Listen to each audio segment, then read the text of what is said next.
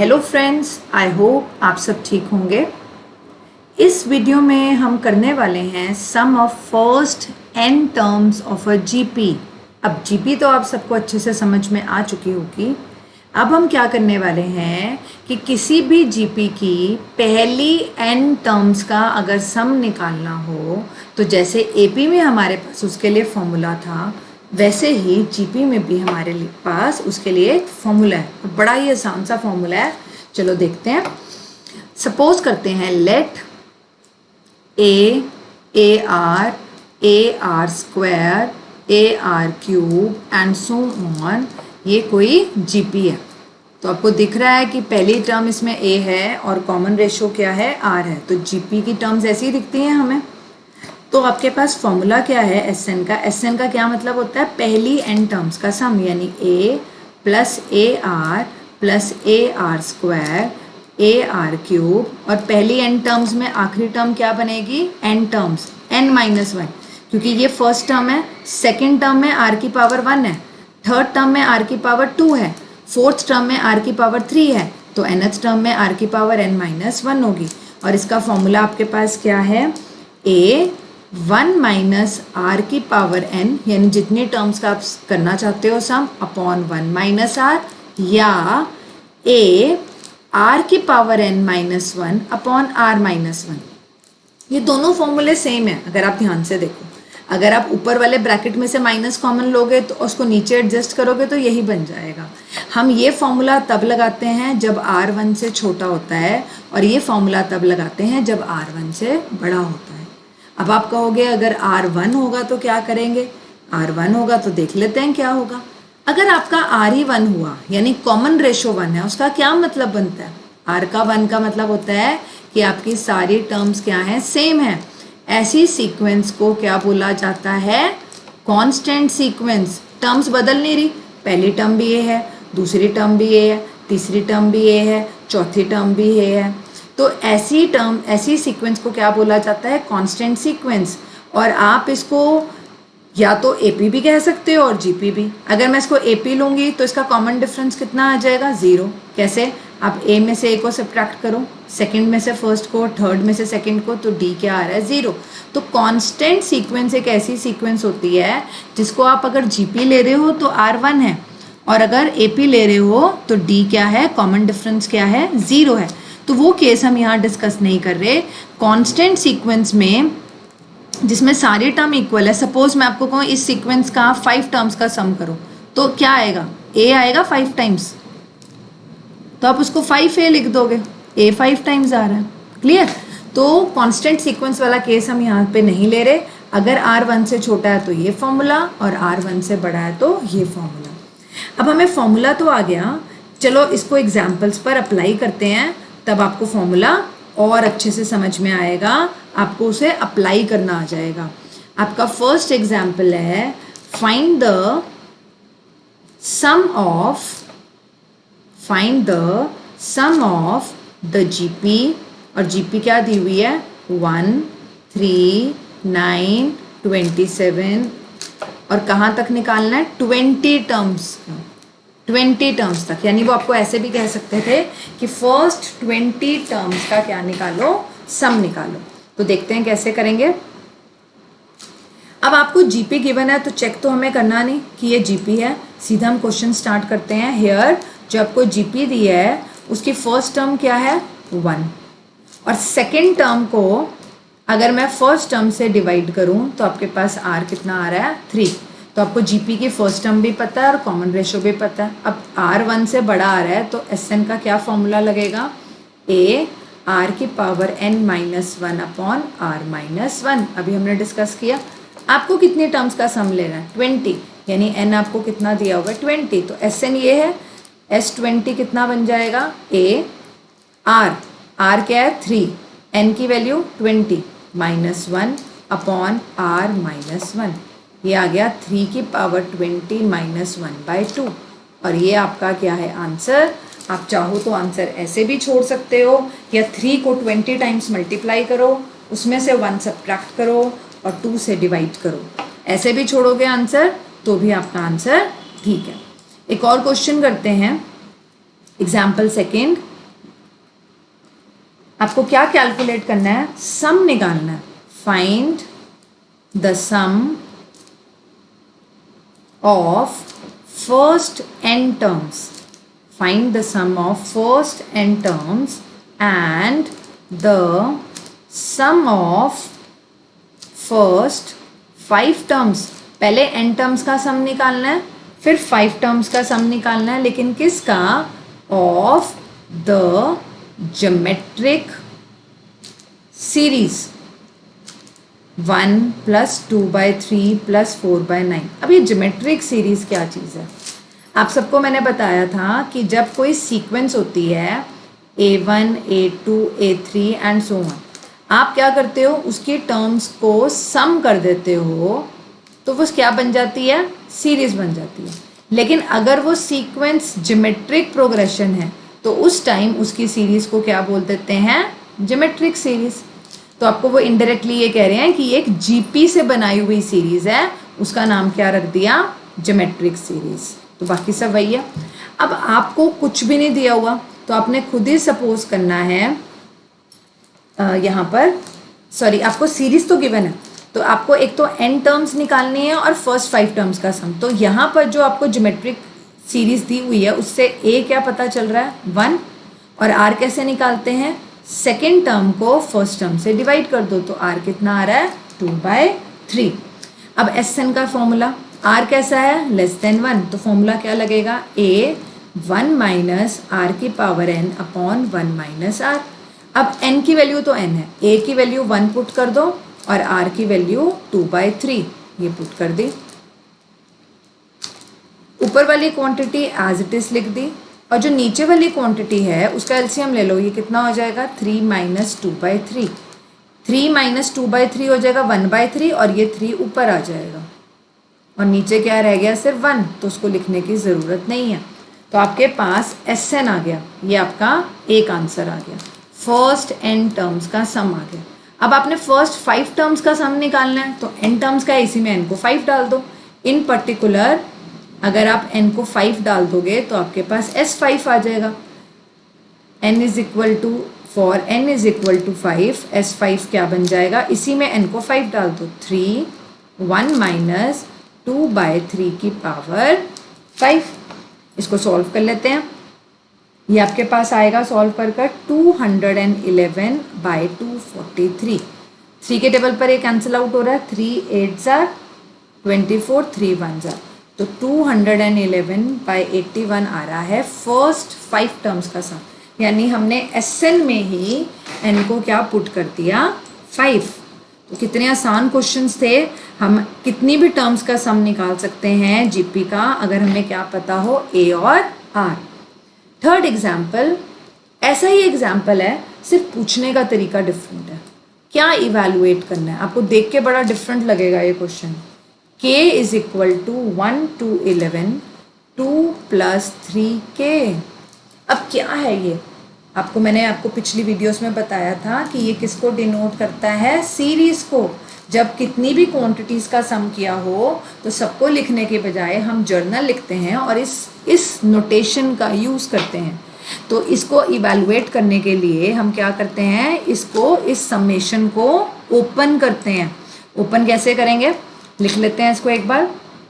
k की value 1 से 11 तक है और इसमें 2 + 3k, तो k को पहले 1 डालो, तो जब k को 1 डालोगे 2 + 3 की पावर 1 प्लस, इसको एक ब्रैकेट में रखा, k को 2 डाला तो सेकेंड टर्म आपके पास ये आ जाएगी, k को 3 डाला 2 + 3 का cube and so on, last में k को क्या डालोगे, 11। अब ये जो आपके पास टर्म्स आ रही हैं, ना तो ये AP बन रही हैं ना ये GP कर रहे हैं, लेकिन ये खास तरह के जितनी ब्रैकेट्स आ रही हैं, कितनी ब्रैकेट्स आ रही हैं, 11। ये ब्रैकेट आई जब k को 1 पुट किया, ये आई जब k को 2 पुट किया, ये ब्रैकेट कब आई जब k को 3 पुट किया, और ये कब आई जब k को 11 पुट किया। तो 11 ब्रैकेट्स हैं, लेकिन हर ब्रैकेट में पहला मेंबर 2 है, तो हम सबके बीच में एडिशन है, तो हम इनको इधर उधर कर सकते हैं। तो मैंने सबके जो 2 हैं वो अलग कर लिए। अब ये कितनी बारी 2 आ रहा है, ऑब्वियसली 11 टाइम्स आ रहा है। और जो बाकी सेकेंड टर्म्स हैं, 3 की पावर 1, 3 की पावर 2, 3 की पावर 3 अप टू 3 की पावर 11, इसको अलग कर लिए। अगर आप 2 को, जैसे मैंने अभी समझाया था, ये कांस्टेंट सीक्वेंस बन रही है, 2 को 11 टाइम्स ऐड करोगे तो क्या आएगा, 2 इंटू 11 यानी 22। और ये क्या है, ये अगर ध्यान से देखें तो ये क्या बन रही है, एक जीपी जिसकी फर्स्ट टर्म क्या है 3 और कॉमन रेशो, आप सेकेंड को फर्स्ट से डिवाइड करो तो भी 3 आ रहा है, थर्ड टर्म को सेकेंड से करो तो भी 3 आ रहा है। तो ये एक जीपी है जिसकी फर्स्ट टर्म 3 है और कॉमन रेशो भी 3 है। और ये कितनी टर्म्स हैं, ये 11 टर्म्स हैं। तो 11 टर्म्स का आपने सम करना है और कॉमन रेशो 1 से बड़ी है तो क्या फॉर्मूला लगेगा, एस एन ए आर की power n minus 1 upon r minus 1। यहाँ ए 3 है, आर 3 है और एन क्या है 11। तो ये वैल्यूज पुट कर देते हैं यहाँ, तो क्या बनेगा 3 की पावर 11 माइनस 1 अपॉन 3 माइनस 1। ये आपके पास आ गया 22। ये 3 की पावर 11 माइनस 1, तो 3 की पावर 11 होता है 177 माइनस 1 और डिनोमिनेटर में क्या आ रहा है 3 माइनस 1 2। आप इसको सिंप्लीफाई कर लो, 177 में से 1 सब्ट्रैक्ट होगा, आएगा 177 उसको 3 से किया मल्टीप्लाई, 2 से किया डिवाइड, आपके पास आएगा 265719। 265719 में 22 ऐड कर देंगे, आपके पास आ जाएगा 265741। तो आपके पास इस समेशन की वैल्यू आ गई 265741। किया कैसे हमने, समेशन की जो आधी टर्म्स हैं वो कांस्टेंट सीक्वेंस बना रही थी, उसका सम तो बहुत आसान था, और जो बाकी की थी वो एक क्या बना रही थी, जीपी। तो हमने जीपी का फॉर्मूला लगा दिया। सॉरी, कितना आसान से एग्जाम्पल था। एक और एग्जाम्पल देखते हैं अब इससे different. How many terms, example 4th, how many terms of the GP और आपको जीपी क्या दी हुई है 3/2 3/4 and so on are needed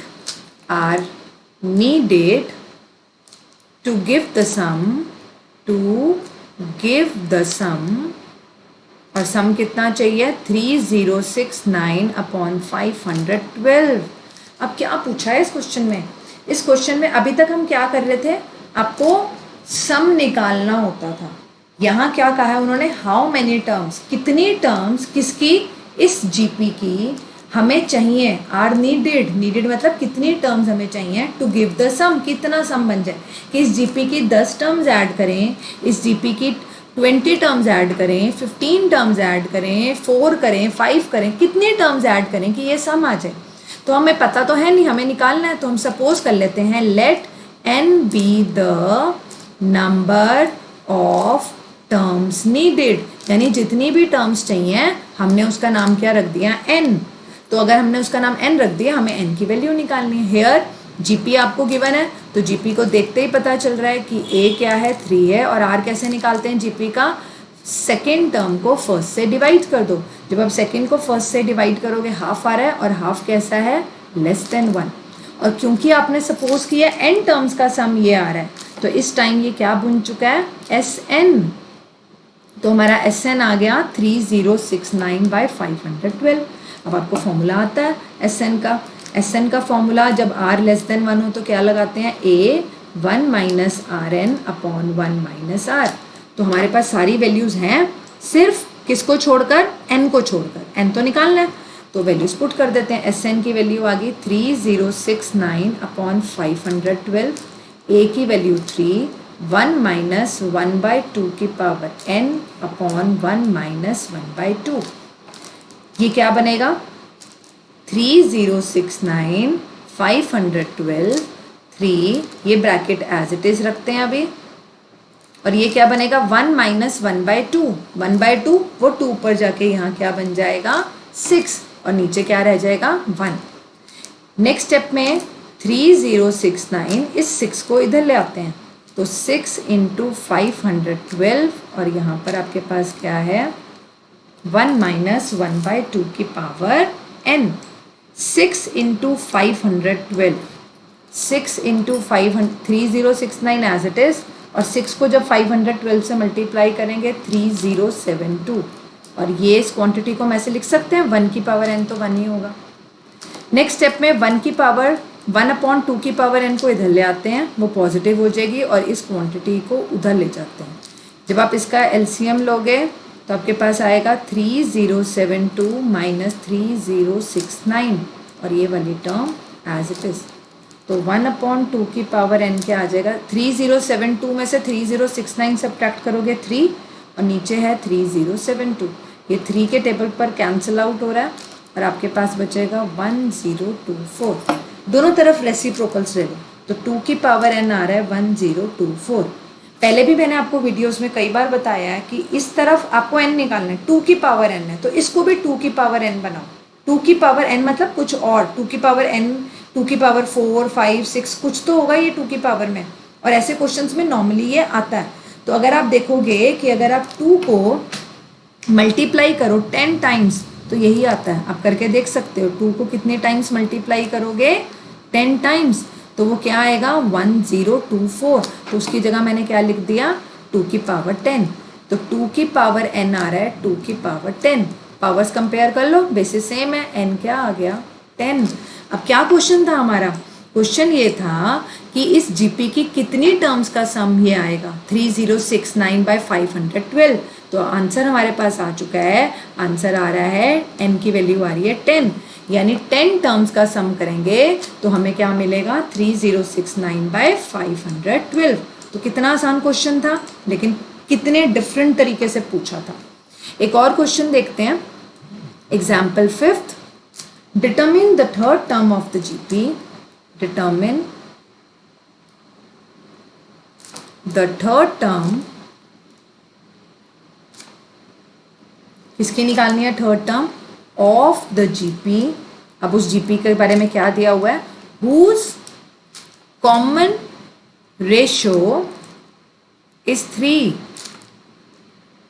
एक थर्ड टर्म निकालनी है उस जीपी की जिसकी कॉमन रेशो 3 है, and the sum of first 7 terms and the sum of first 7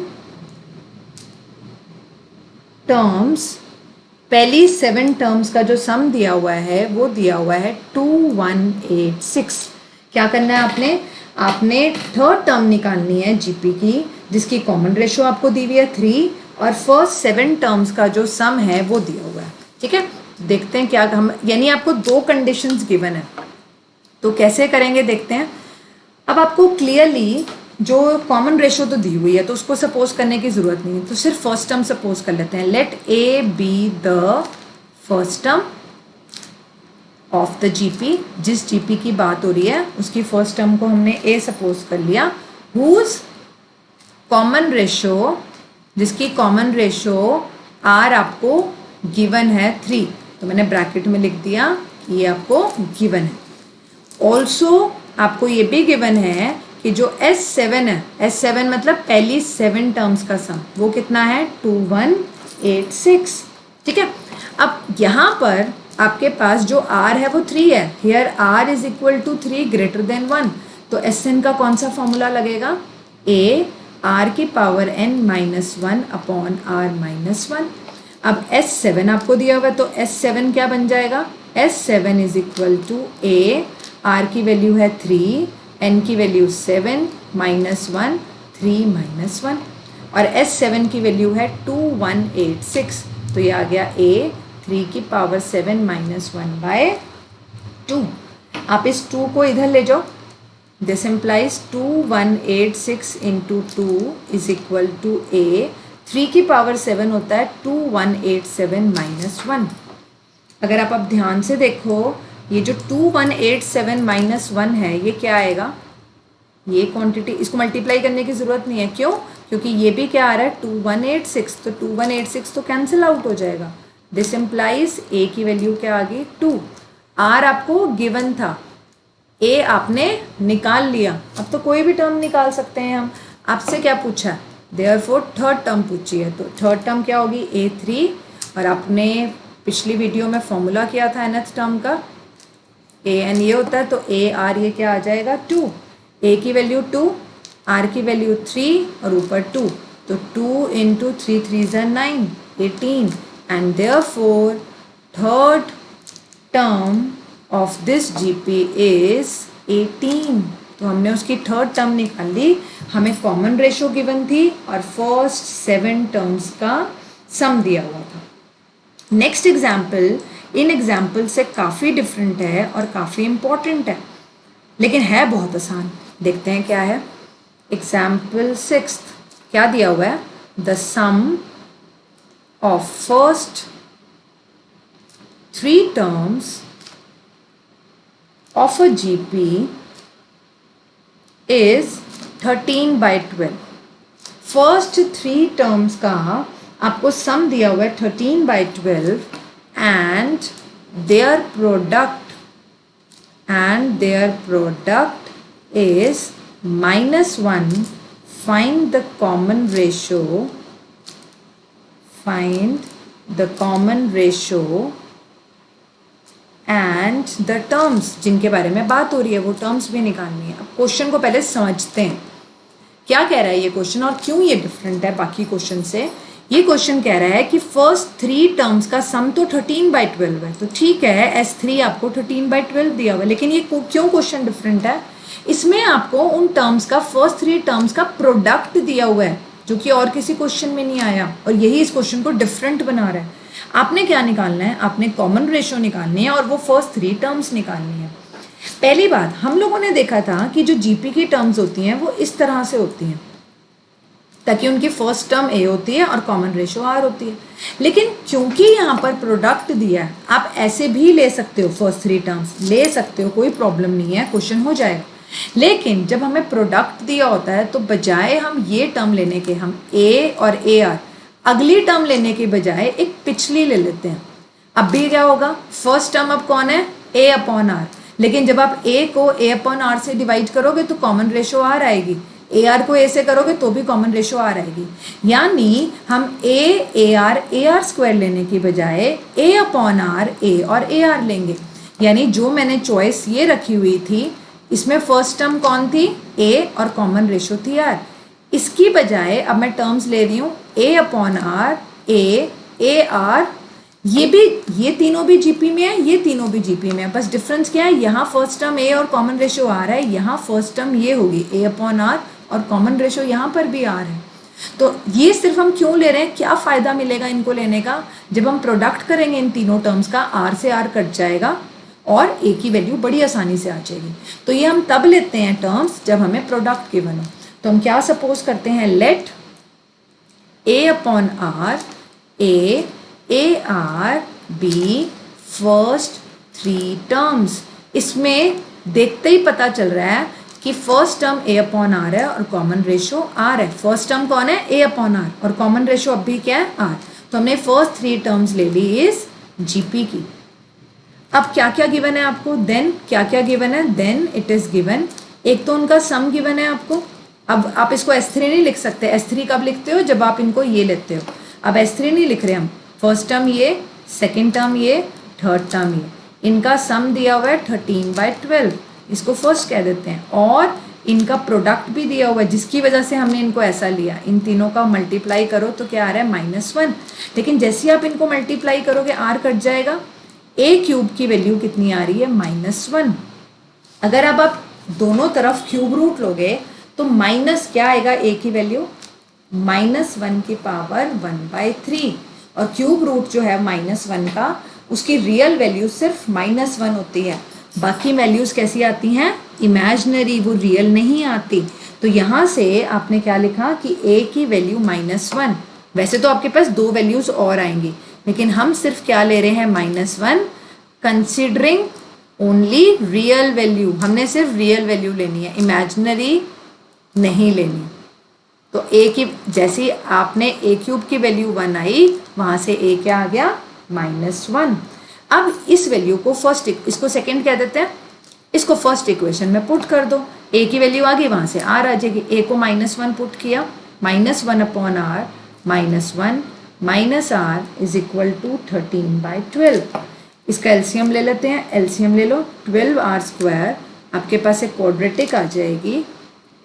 ये इस तरफ कैसे हुआ ये? आप इसको करके भी देख सकते हो. -1 minus r square upon r, और यहाँ क्या हो जाएगा 13/12। अब आप क्रॉस मल्टीप्लाई करके देखोगे आपके पास ये क्वाड्रेटिक आएगी। इस क्वाड्रेटिक के आपने फैक्टर्स बनाने हैं, आपकी मर्जी है, आप मिडल टर्म स्प्लिटिंग से भी कर सकते हो और अदरवाइज आप डिस्क्रिमिनेंट मेथड, ये सब तो आपको आता होगा, डिस्क्रिमिनेंट मेथड से भी कर सकते हो। तो इसको 12r² + 25r + 12, चलो मैं आपको डिस्क्रिमिनेंट वाला मेथड बता देती हूँ। ax² + bx + c = 0, कोई भी क्वाड्रेटिक हो तो x क्या होता है -b ± b² - 4ac/2a। यहाँ से आप दो रूट्स निकाल सकते हो, इसको डिस्क्रिमिनेंट मेथड कहते हैं।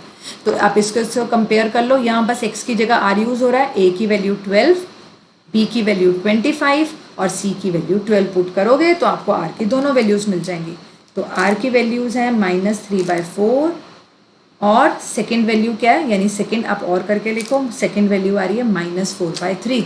तो आपको यहाँ से r की दो वैल्यूज़ मिल रही हैं। अब a हमारे पास आया -1 और r की दो वैल्यूज़ ये आ रही हैं, तो हम दोनों के लिए आंसर्स निकालेंगे। Three terms are if a -1 है और r की वैल्यू है -3/4। अगर आप a को ले रहे हो, a तो -1 ही है और r की वैल्यू कितनी है -3/4, तो टर्म्स क्या थी याद करो, a/r, a और नेक्स्ट थी ar। तो a/r, a को r से डिवाइड करोगे तो फर्स्ट टर्म आपकी क्या बनेगी 4/3, ये पहली टर्म आ गई। सेकेंड टर्म क्या आएगी -1 और थर्ड आएगी 3/4। और अगर three terms are if a को -1 और r को सेकेंड चॉइस क्या आर की -4/3 लोगे तो उस केस में आपके पास टर्म्स आएंगी 3/4, -1 एंड 4/3। तो आपके पास दो आंसर्स हैं, वो जो तीन टर्म्स हैं फर्स्ट वो ये भी हो सकती हैं और ये भी हो सकती हैं। तो कितना इंटरेस्टिंग क्वेश्चन था। नेक्स्ट हमारे पास एक बड़ी डिफरेंट सीरीज है और बड़ा ही इंपॉर्टेंट एग्जाम्पल है। आपको इस क्वेश्चन में बड़ा डिफरेंट सीरीज मिलेगी। क्या है वो? Example 7th, sum the series. और सीरीज क्या है? दो हैं इसमें, फर्स्ट सेकंड। फर्स्ट है 7, 77 + 777 and so on up to n terms. और सेकेंड सीरीज है 0.6, 0.66, 0.666 अप टू n टर्म्स। ये जो स्पेशल तरह की सीरीज है, कैसे जीपी हेल्प करेगी हमें इनको सॉल्व करने में, हम ये देखते हैं। बहुत आसान क्वेश्चंस हैं, देखने में ही सिर्फ टिपिकल है। तो पहले फर्स्ट पार्ट से स्टार्ट करते हैं, लेकिन इनको करने का एक खास तरीका है। ये जो भी n टर्म्स का सम है, हम इसका नाम क्या रख देते हैं? SN रख दिया इसका नाम, और हमने SN की वैल्यू निकालनी है। फर्स्ट स्टेप में आपने क्या किया? इनको लिख दिया up to n terms. Next step में आपने क्या करना है? इस पूरी लाइन को 9 से मल्टीप्लाई करो और 9 से डिवाइड कर दो, ठीक है। लेकिन उससे पहले आप इसमें से 7 कॉमन ले लो। तो जब आप 7 कॉमन लोगे, अंदर आपके पास ये बचेगा, कितनी टर्म्स तक? n terms. अब हम क्या करते हैं? इसको 9 से मल्टीप्लाई और डिवाइड करते हैं। तो 9 यहाँ क्या हो जाएगा? 9, 99, 999 and so on up to n terms. अब क्या करें? ना तो ये AP बन रही है, ना ये GP बन रही है। अब हम एक ट्रिक लगाने वाले हैं। क्या? क्यों बनाया हमने इसको 9? 9 को क्या लिख सकते हैं? 10 - 1। 99 को क्या लिख सकते हैं? 100 - 1। 999 को क्या लिख सकते हैं? 1000 - 1 एंड सो ऑन। और कितनी टर्म्स आएंगी ऐसी n ब्रैकेट्स मिलेंगी आपको, ठीक है। अब फिर वैसे ही जैसे अभी हमने पिछले क्वेश्चन में देखा था, इन ब्रैकेट्स की पहली टर्म्स एक जैसी हैं, तो इनको इकट्ठा कर लेते हैं। 10, 100 को लिख सकते हैं 10 का स्क्वायर, 1000 को लिख सकते हैं 10 का cube, up to n terms. और -1 कितनी टाइम्स है? n times. तो -1 n टाइम्स क्या हो जाएगा? -n। अब आपके पास जो फर्स्ट ब्रैकेट है, अगर ध्यान से देखें, वो क्या बन रहा है? ये एक जीपी है, एक ऐसी जीपी जिसकी फर्स्ट टर्म 10 है और कॉमन रेशियो सेकेंड को फर्स्ट से डिवाइड करो या थर्ड को सेकेंड से, 10 आ रहा है तो कॉमन रेशियो भी 10, फर्स्ट टर्म भी n, और r क्या है 1 से बड़ा, तो उसकी n टर्म्स का फॉर्मूला Sn का क्या फॉर्मूला लग जाएगा, a r की power n minus 1 upon r minus 1। तो ये फॉर्मूला लगा दो 10 की power n minus 1 upon 10 minus 1, और ये minus n as it is, ये क्या बन जाएगा 7/9, 10 की पावर n माइनस 1 और 10 माइनस 1 9 माइनस n, और यही आपका क्या है आंसर। तो देखो देखने में कितना टिपिकल था, और क्या स्ट्रैटेजी फॉलो करी हमने कि जो भी टर्म है ये आपको इसकी जगह 5 + 55 + 555 भी मिल सकता है, या 8 + 88 + 888 जो भी है उसको लिया कॉमन, 9 से मल्टीप्लाई डिवाइड किया, इस तरह चेंज किया, जो पहली ब्रैकेट है वो जीपी बन जाएगी और दूसरी ब्रैकेट -1 करके वो n टाइम्स करके क्या बन गई -n। जिसका सेकेंड पार्ट है अब उसको देखते हैं, वो भी बहुत आसान है, उसका नाम भी हम इस क्वेश्चन में क्या रख देते हैं Sn। क्या था Sn, 0.6, 0.66, 0.666 and so on up to n terms.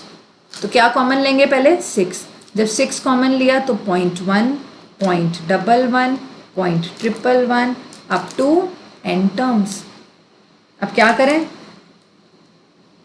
9 से मल्टीप्लाई डिवाइड ही करना है, लेकिन पहले इसको ठीक कर लेते हैं। 0.1 को क्या लिख सकते हैं 1/10, 0.11 को लिख सकते हैं 11/100, इसको लिख सकते हैं 111/1000, और कहाँ तक n टर्म्स तक।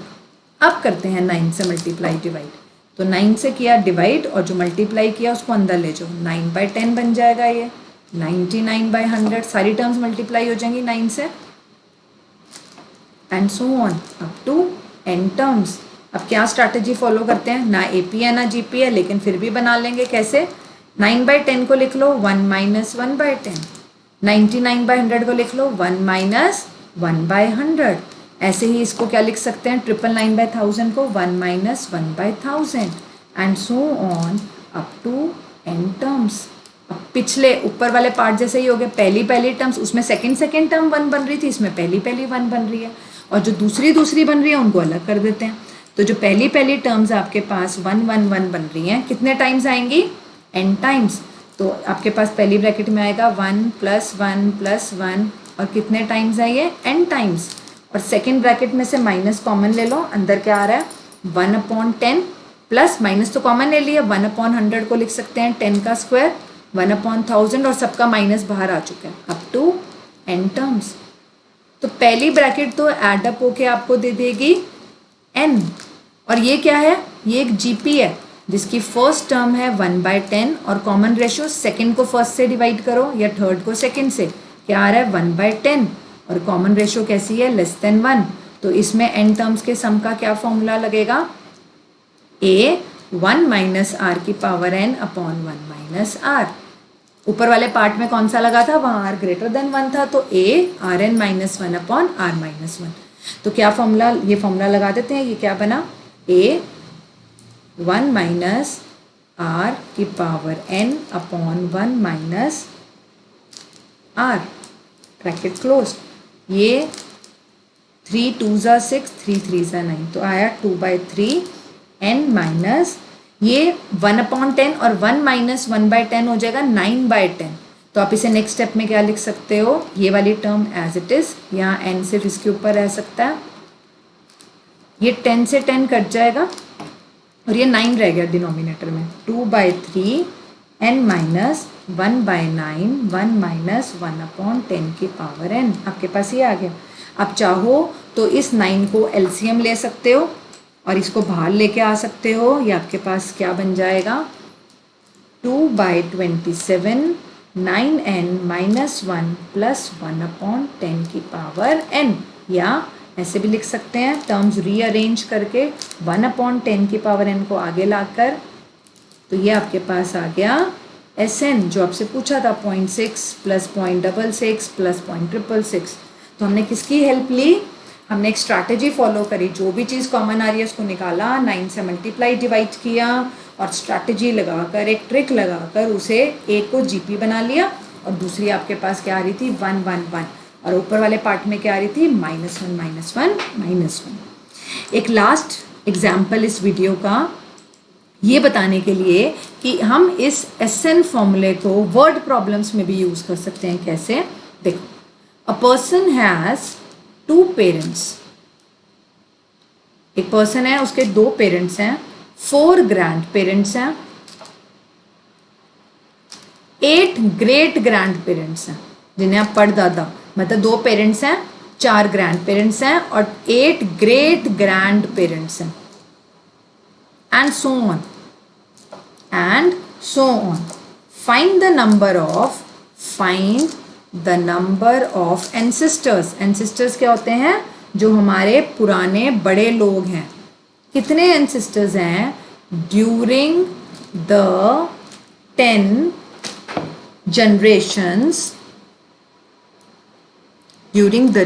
generations preceding his own.